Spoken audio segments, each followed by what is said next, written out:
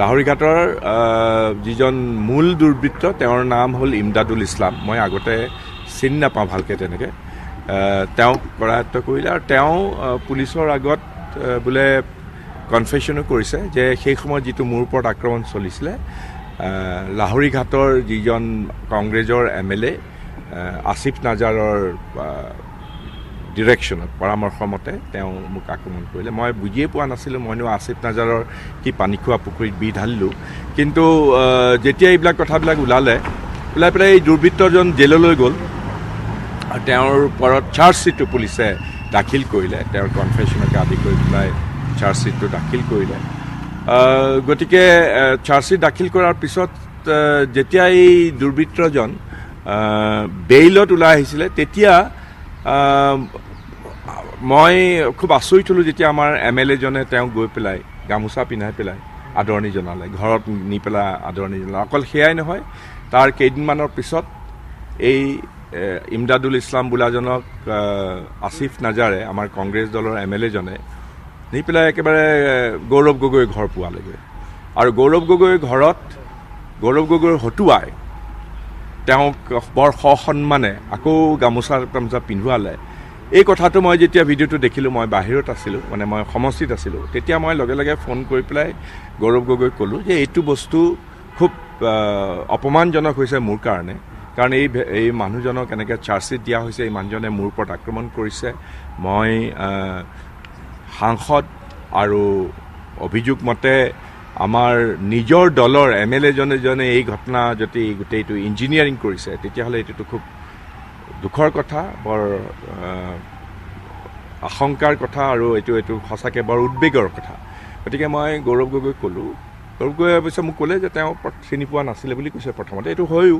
তেতিয়া মই চবকে কৈছোঁ যে এটা গ্ৰুপত যেতিয়া মানুহ আহে, বহুত মানুহক আমি নামে মানুহে চিনি নাপাওঁ, তেনেকুৱা ধৰণৰ হয়। মই ধৰি ল'লোঁ সেইটো, কিন্তু মই ক'লোঁ যে এই মানুহজনক বা তেনেকুৱা এই যিটো ক্ৰিমিনেল নেক্সাছ লাহৰীঘাটত আছে সেইটোৰ পৰা যাতে আমি আঁতৰত থাকিব লাগে, আমি জানি শুনি।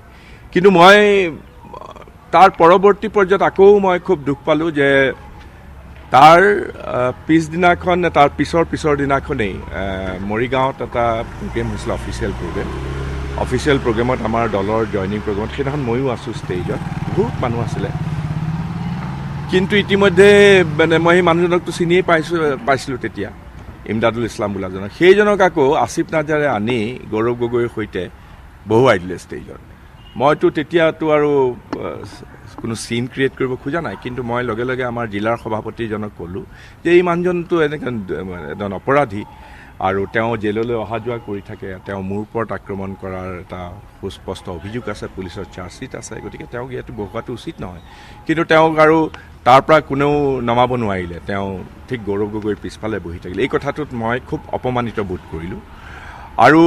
আৰু লগতে আৰু ভালেমান অন্য অভিযোগ আছে আসিফ নাজাৰৰ ওপৰত। সেইকাৰণে এইবাৰ যিহেতু নিৰ্বাচনৰ প্ৰক্ৰিয়াত, যিহেতু মই সাংসদ আৰু মোৰ এইটো অধিকাৰ আছে যে বিভিন্ন মোৰ সংসদীয় এলেকাৰ যিমানবিলাক বিধানসভা সমষ্টি আছে তাত সাধাৰণতে মোৰ পৰা পৰামৰ্শ লয়, এইটো নিয়ম এটা। গতিকে মই লাহৰীঘাটৰ ক্ষেত্ৰত মই আসিফ নাজাৰৰ প্ৰাৰ্থিত্বৰ মই বিৰোধিতা কৰিছোঁ, কাৰণ মই ভাবোঁ যে এনে ব্যক্তিক যদি দিয়া হয় তেতিয়াহ'লে সেই বস্তুটো এনেকুৱা ধৰণৰ অপৰাধীকৰণ ৰাজনীতিৰ লগত বাঢ়ি বাঢ়ি গৈ থাকিব।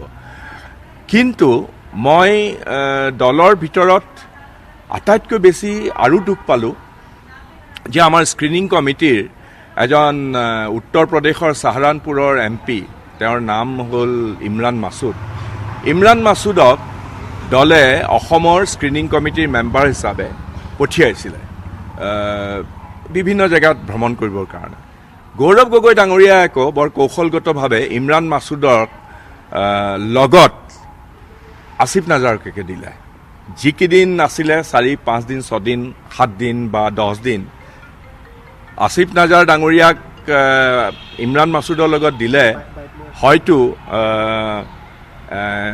এটা সশিক্ত মুচাহাবিয়ানা কৰিবৰ কাৰণে, যাতে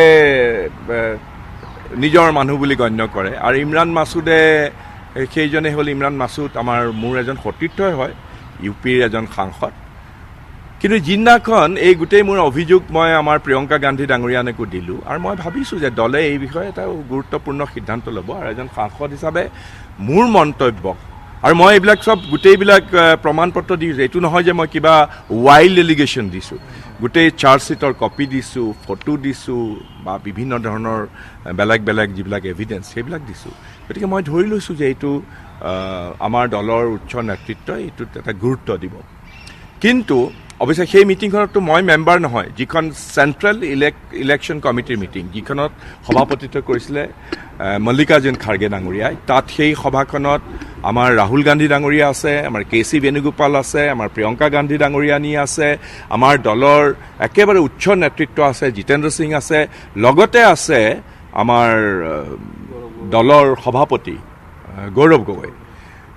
সেই মিটিংখনতে এই ইমৰান মাছুদ বোলাজনে যেতিয়া লাহৰীঘাটৰ কথা প্ৰসংগ উত্থাপন হ'ল, তেওঁ একেবাৰে থিয় হৈ ক'লে যে এই প্ৰদ্যুৎ বৰদলৈ যিবিলাক কথা কৈছে এইবিলাক মানে ফেক, ফল্ছ আৰু ফেব্ৰিকেটেড। তাৰমানে মই লাহৰীঘাটৰ MLA জনক ৰুধিবৰ কাৰণে মই কিবা নিজে মনে সজা ভুৱা কিবা কিবি এইবিলাক মই যোগান ধৰিছোঁ।